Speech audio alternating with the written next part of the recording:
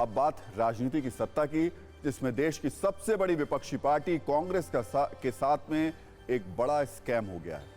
अब तक राजनीतिक दलों पर स्कैम का आरोप लगता था, लेकिन इस बार दावा है कि राजनीतिक दल के साथ ही स्कैम हो गया।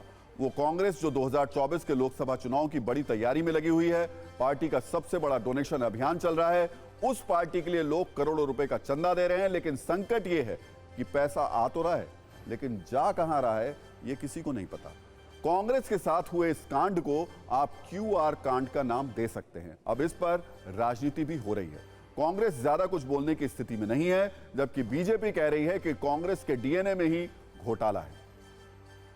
पहले आपको पूरा मामला समझाते हैं, फिर आपको बयानों की रील भी दिखाएंगे। 2 महीने बाद देश में लोकसभा चुनाव का ऐलान हो सकता है और कांग्रेस को चुनाव लड़ने के लिए पैसे की जरूरत थी, तो पार्टी ने इसके लिए एक मेगा डोनेशन ड्राइव शुरू किया। नाम दिया डोनेट फॉर देश। कांग्रेस अध्यक्ष मल्लिकार्जुन खड़गे ने कांग्रेस के 138 वर्ष पूरे होने पर खुद 1,38,000 रुपए का चंदा दिया था। कांग्रेस ने इस मेगा डोनेशन ड्राइव के लिए एक क्यूआर कोड जारी किया था। अब दावा है कि कांग्रेस ने जिस पैम्पलेट पर क्यूआर कोड चिपका रखा था, पता चला कि वो फर्जी है। इसी वजह से पैसा कांग्रेस के खाते में नहीं, किसी दूसरे ही अकाउंट में चला गया, यानी कि पार्टी को बहुत बड़ी चपत लगी है। दावा है कि जब क्यूआर कोड पर स्कैन किया गया तो पता चला कि वो तो किसी दूसरी फर्जी वेबसाइट को लेकर है।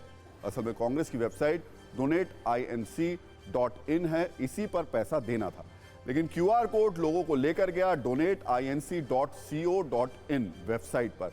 अब फर्जी वेबसाइट में CO एक्स्ट्रा है और इसी वजह से गलत वेबसाइट पर पैसा चला गया। मीडिया में इस खबर के आने के बाद से बीजेपी चुटकी ले रही है। बीजेपी के अलग अलग नेता इस कांड को अलग अलग नाम दे रहे हैं। कोई कह रहा है कि कांग्रेस के डीएनए में घोटाला है, तो कोई कह रहा है कि पूरी कांग्रेस ही फर्जी है। कांग्रेस इस पर ज्यादा कुछ नहीं बोल रही, हालांकि स्थिति थोड़ी फजीहत वाली जरूर है।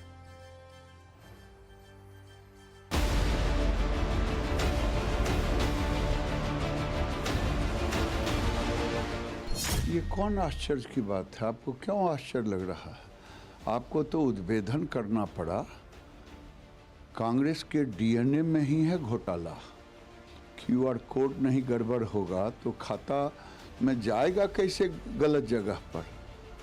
ये कांग्रेस के नियति में है घोटाला।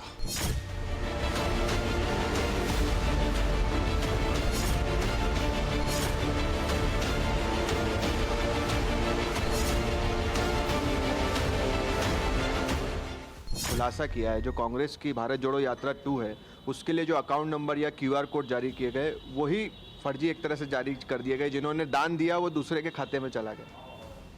दरअसल कांग्रेस ही आजकल पूरी तरह से फर्जी हो गई है, इसलिए ऐसे फर्जी बाड़े आश्चर्य के विषय नहीं है।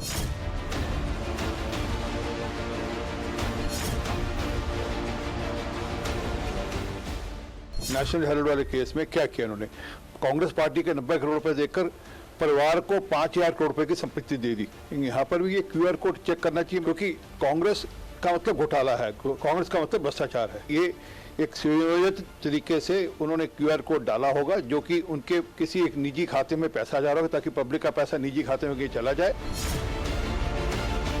भारतवर्ष ने डोनेशन लिंक और क्यूआर कोड में गड़बड़ी की खबर सबसे पहले दिखाई। हमारे खबर दिखाने के बाद कांग्रेस को भी अपनी गलती का एहसास हुआ, जिसके बाद आरन फानन में डोनेशन लिंक और क्यूआर कोड को बदलकर ठीक किया गया। अब जांच की जा रही है कि गलती कहां, कैसे और किससे हुई।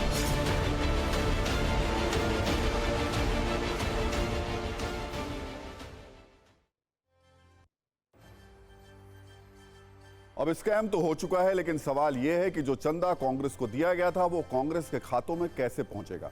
ये सवाल कांग्रेस को परेशान भी कर रहा है, क्योंकि बैंकिंग नियमों के तहत पैसा सिर्फ धन ट्रांसफर करने वाले खाता धारक को ही वापस मिल सकता है, तीसरे पक्ष को नहीं। और वापस पैसा पाने के लिए खाता धारक को बैंक से आवेदन करना होगा। तो अगर पैसा वापस भी होगा तो खाता धारक को ही मिलेगा, कांग्रेस को मिलना मुश्किल है। सुनिए एक्सपर्ट्स इस पर क्या कह रहे हैं। ग्राहक पैसा ट्रांसफर करना चाहता था, उसके अकाउंट की जगह यदि गलती से वो पैसा कहीं और दूसरे के अकाउंट में चला गया है, तो ग्राहक अपने बैंक में जाकर रिक्वेस्ट कर सकता है कि ये पैसा गलती से चला गया है, आपको इसको या तो ब्लॉक कर दीजिए या इस पैसे को वापस मंगवा दीजिए। लेकिन जिस पार्टी के या जिस व्यक्ति के अकाउंट में पैसा जाना चाहिए था वो उस पैसे को क्लेम नहीं कर सकता। थर्ड पार्टी जिसको वो जाना चाहिए था उसका इसमें ट्रांजैक्शन में कोई रोल नहीं होता है। सोचिए, कांग्रेस अध्यक्ष मल्लिकार्जुन खड़गे ने कांग्रेस के 138 वर्ष पूरे होने पर खुद 1,38,000 रुपए का चंदा दिया था।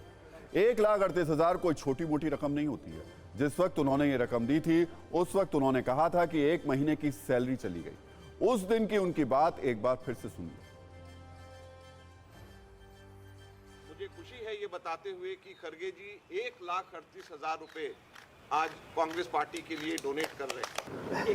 ये देखो भाई हमारी सैलरी गई, ये देखो भाई हमारी सैलरी गई।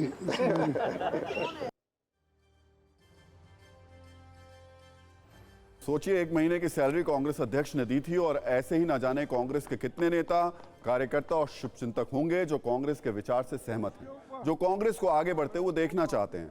उन्होंने अपनी बचत से निकालकर पैसा दिया होगा, लेकिन उनके साथ बड़ा धोखा हो गया।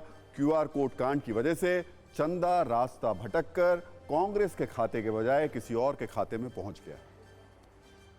तो कांग्रेस के सामने सिर्फ QR कोड वाला संकट नहीं है, एक बड़ा संकट अयोध्या में प्राण प्रतिष्ठा से पहले पार्टी में पैदा हुए मतभेद का भी है। दरअसल कल कांग्रेस ने एक बयान जारी करके कहा कि सोनिया गांधी, मल्लिकार्जुन खड़गे और अधीर रंजन चौधरी 22 जनवरी को अयोध्या के भव्य राम मंदिर में रामलला के प्राण प्रतिष्ठा समारोह में शामिल नहीं होंगे। इस लिखित बयान में कांग्रेस ने कहा कि प्राण प्रतिष्ठा के जरिए बीजेपी और RSS राजनीतिक लाभ लेने की कोशिश कर रही है। कांग्रेस के इस बयान पर बीजेपी तो हमलावर है ही, कांग्रेस के अंदर भी मतभेद दिखाई देने लगे हैं। कई क्षेत्रीय नेता ये कह रहे हैं कि पार्टी को अपने स्टैंड पर विचार करना चाहिए। गुजरात कांग्रेस के कार्यकारी अध्यक्ष अमरीश डेर ने इसे निराशाजनक बताया है, जबकि कांग्रेस के बड़े नेता अर्जुन मोढवाडिया ने पार्टी से फैसले पर पुनर्विचार करने की मांग की है। कांग्रेस नेता प्रमोद कृष्णम भी इस पर आपत्ति जता रहे हैं और हिमाचल प्रदेश में कांग्रेस सरकार में मंत्री विक्रमादित्य सिंह कह रहे हैं कि उन्हें निमंत्रण मिला है, वो तो प्राण प्रतिष्ठा में जाएंगे। कांग्रेस के कंफ्यूजन और बीजेपी की तरफ से हो रहे हमले पर एक छोटी सी रील हमने तैयार की है, उसे देखिए, फिर आपको अयोध्या में हो रही तैयारियों की वीडियो कुंजी दिखाएंगे।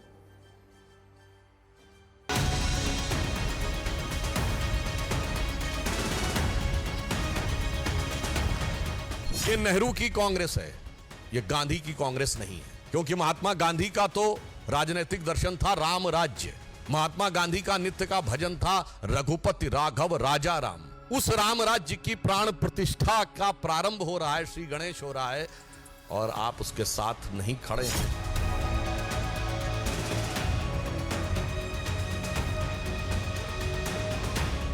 जीवन में एक ही बारी ऐसा मौका मिलता है कि इस इतिहास का हम गवाह बन सके। तो एक सनातनी होने के नाते, एक हिंदू होने के नाते और देव समाज में विश्वास रखने होने के नाते ये मेरा परम दायित्व है, मेरी जिम्मेवारी है कि मैं उस दिन वहाँ पर उपस्थित रहूँगा भी। और सब मिलकर राम जी का काम करेंगे तो कोई राजनीतिक फायदा नुकसान नहीं होगा। और अगर कोई एक पार्टी राम जी के लिए काम करेगी, बाकी विरोध करेगी, और आज तो किसी ने दुस्साहस किया है, तो क्या इसका परिणाम नहीं होगा?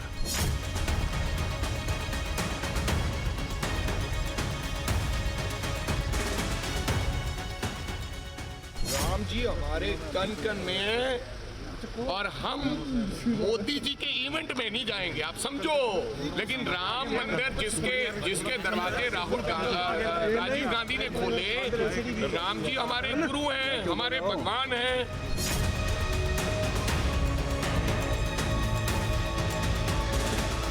मेरे और मेरे राम के बीच में सीधा ताल्लुक। गांधी मंदिर जाकर के राम भक्त नहीं बनते थे।